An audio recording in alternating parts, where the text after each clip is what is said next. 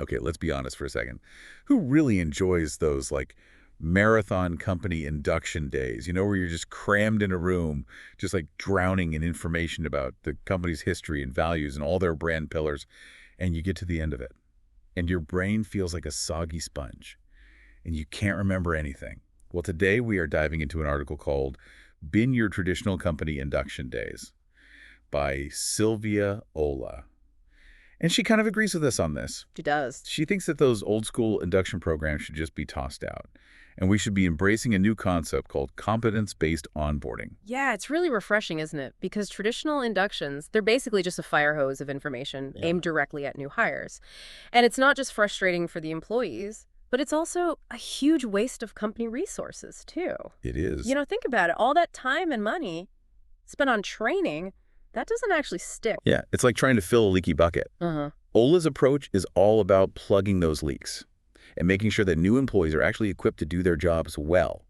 And the key, she says, is shifting the focus from mandatory training sessions to mandatory competence. I love that. Instead of forcing people to sit through hours of presentations, why don't we just clearly define the skills and knowledge they need to be successful in their roles, and then give them the tools and resources to learn independently? Right, so instead of passively listening to someone drone on about the company's mission statement, imagine being able to explore interactive modules or watch videos, maybe even shadowing experienced colleagues to get a real feel for the company I like it. and how things work. Yeah, it's about empowering employees to take ownership of their learning Yeah. and giving them the flexibility to learn in a way that works best for them. Okay, but here's the thing.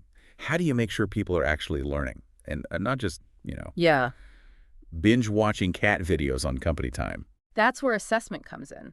This is where it gets interesting, because she argues that assessment shouldn't be an afterthought. It has to be baked into the onboarding process Yeah. from the very beginning, because without a way to measure whether employees are actually acquiring the necessary skills and knowledge, you're basically just hoping for the best. Right. Hope is not a strategy. Exactly. So instead of just testing people on facts and figures, she suggests using a mix of assessments to evaluate both explicit and tacit knowledge. Explicit knowledge is the stuff you can easily articulate, like company policies or product features. But tacit knowledge is the stuff you pick up through experience. It's trickier, like how to navigate the company culture or build relationships with stakeholders. Right, and that's where traditional onboarding falls short. They focus so much on the what that they forget the how. Yeah, they neglect it. Yeah. So you need to assess both, not just what people know, Yeah. but how they apply that knowledge. In the real world, it's about understanding their decision-making process, their problem-solving skills, Yeah. and their ability to collaborate Yes. effectively. It's a much more holistic approach to assessment, and it gives you a much better sense of whether someone is truly competent and ready to just hit the ground running. And ready to go. It's about moving beyond just ticking boxes and really understanding an individual's capabilities and potential. So does that mean we should ditch those multiple-choice quizzes and embrace more like creative assessment methods? Absolutely. Think simulations, case studies, maybe even role-playing exercises. The key is to make the assessment process as relevant and as engaging as possible. This reminds me of time I was onboarding at a new company, and they made us do this whole role-playing exercise where we had to handle like a difficult customer. Wasn't it one of those ones where they hired an actor? No. Yeah. Thankfully, they used internal staff, but it was still nerve-wracking. But it was actually really helpful because it forced me to think on my feet and apply what I'd learned about the company's products and customer service policies. And that's exactly the point. It's about creating a safe space for people to experiment, make mistakes, and learn from their experiences. Because let's be real, no one's going to remember everything they learn in those initial training sessions. But if they've had a chance to put that knowledge into practice, it's going to stick. Yeah, and that's what competence-based onboarding is all about. Ensuring that new hires are equipped with the skills and knowledge they need to be successful, not just during onboarding, but throughout their entire career at the company. Throughout their whole time at the company. Yeah, it's about creating a culture of continuous learning and development right from the start. Now, you mentioned that traditional onboarding often misses the mark when it comes to tacit knowledge. So how can companies actually assess those trickier, less tangible skills? Well, you can't really assess tacit knowledge with like a standard multiple choice quiz. You need to create opportunities for observation.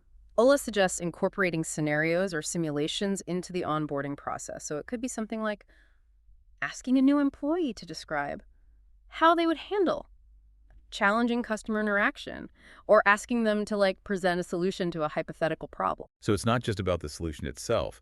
It's about observing their thought process, their communication style, and their problem-solving approach. Exactly. And that's where the role of managers becomes super important.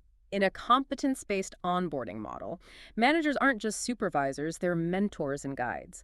They need to be highly skilled at observing, providing feedback, and helping employees connect the dots between theory and practice. So they become like coaches, helping new hires develop those critical thinking and decision-making skills Yeah. that you can't really teach in a traditional training session. Right, and here's the thing.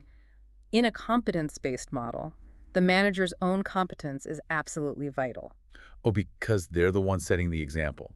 They're embodying the desired behaviors and skills. Yeah, think about it. No amount of training is going to be effective if a new hires manager isn't walking the walk. Right? It's like telling someone how to ride a bike, but then wobbling all over the place yourself. Exactly. So Ola really emphasizes the importance of investing in the development of managers and supervisors because their competence has a ripple effect throughout the organization.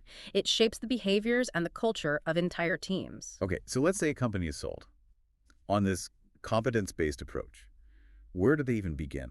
Well, the first step is to get really clear about the specific competencies needed for each role, not just general skills, but the exact knowledge, behaviors, Mm. problem-solving abilities Mm. that are required to excel in that particular position. And once you have that, you can start designing an onboarding experience that's tailored to developing those competencies. So it's about moving away from that generic one-size-fits-all approach. Yeah, and embracing personalization.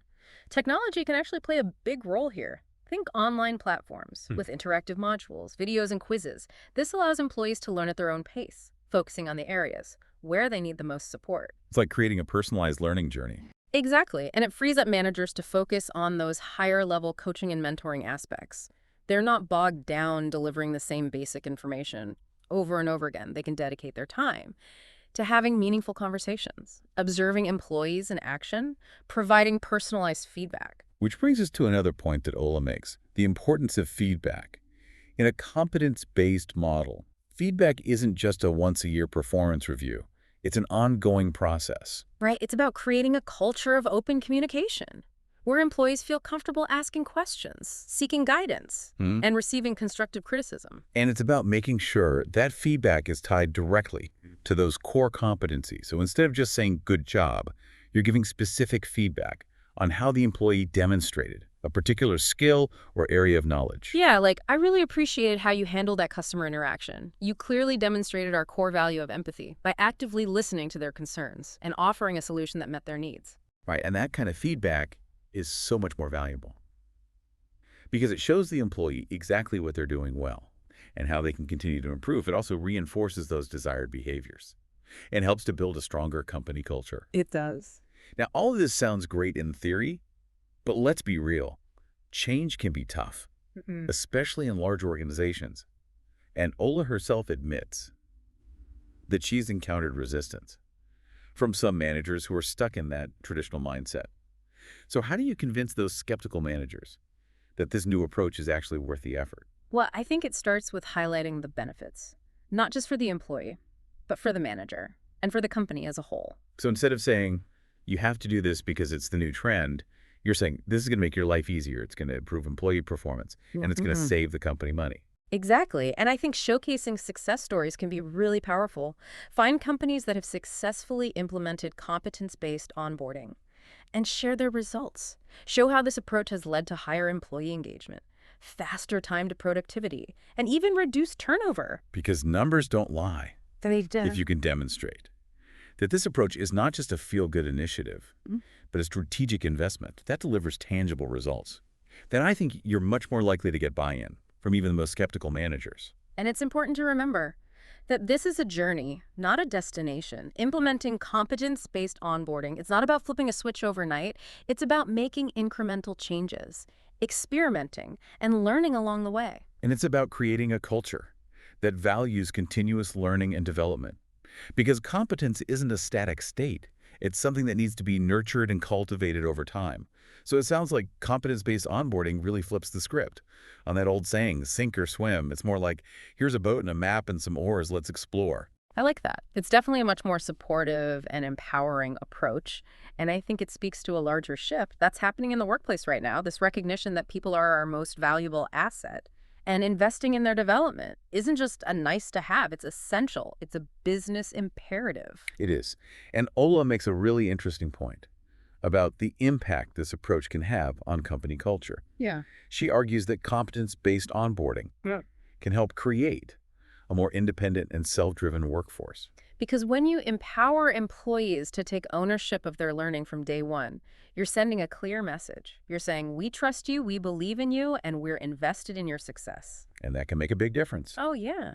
on employee morale and motivation. It's not about checking boxes or jumping through hoops anymore. It's about genuinely developing your skills and contributing to the team. Exactly. And as employees become more confident and competent, they're less likely to need that constant handholding from their managers, which frees up those managers to focus on more strategic initiatives. So it's like this virtuous cycle where everyone benefits. It is. But Yeah. let's be realistic for a second. Not every company is going to be ready to overhaul their entire onboarding process overnight. So for those who are intrigued by this approach, Yeah. but maybe feeling a little overwhelmed, where do they start? Well, I'd say start by identifying just one or two areas where you can experiment. Maybe it's revamping your assessment methods to focus more on practical application. Or maybe it's trying out a new technology platform for delivering onboarding content. So dip your toes in the water before you jump in the deep end. Exactly. And don't be afraid to ask for feedback from your employees. Find out what's working, what's not working, and what they would like to see more of. Remember, this is all about creating a better experience for everyone involved. So for our listeners, what does this all mean? Well, if you've been nodding along thinking, man, my onboarding experience was a total snooze fest, Yeah. or my company could really benefit from this, then you've got some homework to do. You do. Think about your own experiences with onboarding. What worked well? What could have been better? And how could a competence-based approach have made a difference? Share this episode with your colleagues, your managers, anyone who will listen. Let's get people talking about it. Let's spark a conversation about how we can make onboarding more engaging and more effective, and ultimately more human. Because when we invest in our people, we invest in our future. And that's a wrap on another deep dive.